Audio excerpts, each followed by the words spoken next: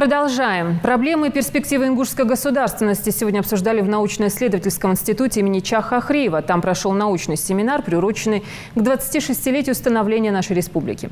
Участники представили 5 докладов на тему социально-экономического развития региона за минувшие 10 лет. Репортаж нашего корреспондента.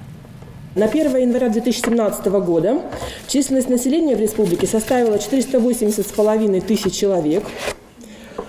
Из них 94% занимают ингуши. Численность населения и коэффициент смертности за прошедшие 10 лет. Какие факторы влияют на качество и уровень жизни населения? На эти вопросы в своем докладе попытался ответить старший научный сотрудник Ингушского НИИ Людмила Барахоева. Проведя тщательный анализ, на который ушло несколько месяцев, она отметила, что на повышение уровня жизни ингушского населения влияет количество употребляемых продуктов, таких как рыба, овощи и фрукты. Темой доклада стала одна из глав ее будущей диссертации. Тема моей диссертации докторской – анализ социально-экономического положения Республики Ингушетия. Тема меня заинтересовала тем, что сейчас мы знаем, продолжается финансовый кризис мировой, в условиях санкций находится Россия, и поэтому было интересно посмотреть, как это все происходит, как это отражается на конкретном регионе. Сама работа запланирована на 3 года. Пока я начала с теоретической части и с анализа состояния в регионе, а должна закончиться работа разработкой стратегии развития региона. Это будет 3 и 4 глава. Конкретные будут программы, направления, мероприятия. Уже 8-й год подряд в стенах научно-исследовательского института имени Чаха Охриева проводится семинар, в рамках которого сотрудники ведомства обсуждают перспективы развития республики. В этом году программа семинара претерпела большие изменения. Если раньше темы докладов касались исторических и политических тем, то сегодня речь шла о развитии социально-экономического потенциала региона. Республика стабильно, в прогрессивном порядке идет вперед. Развиваются отрасли различные, открываются новые учебные заведения, промышленные предприятия. Поэтому об этом всем надо рассказывать, это все надо доводить. Смело можно говорить, что наша республика сейчас на подъеме во всех сферах, будь то образование, сельское хозяйство или строительство. И здесь новатором и главным реализатором всех намеченных идей и самых смелых проектов является лидер субъекта. Это в своем докладе отметила Лейла Арбханова.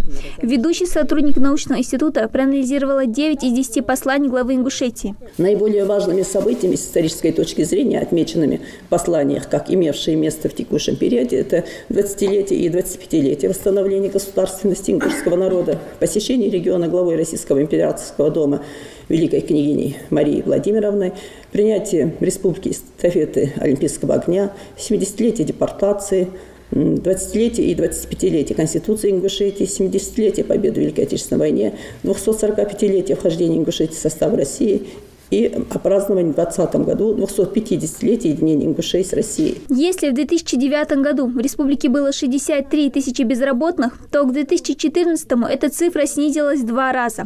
В 2017 показатель безработицы в Ингушетии составил 27%.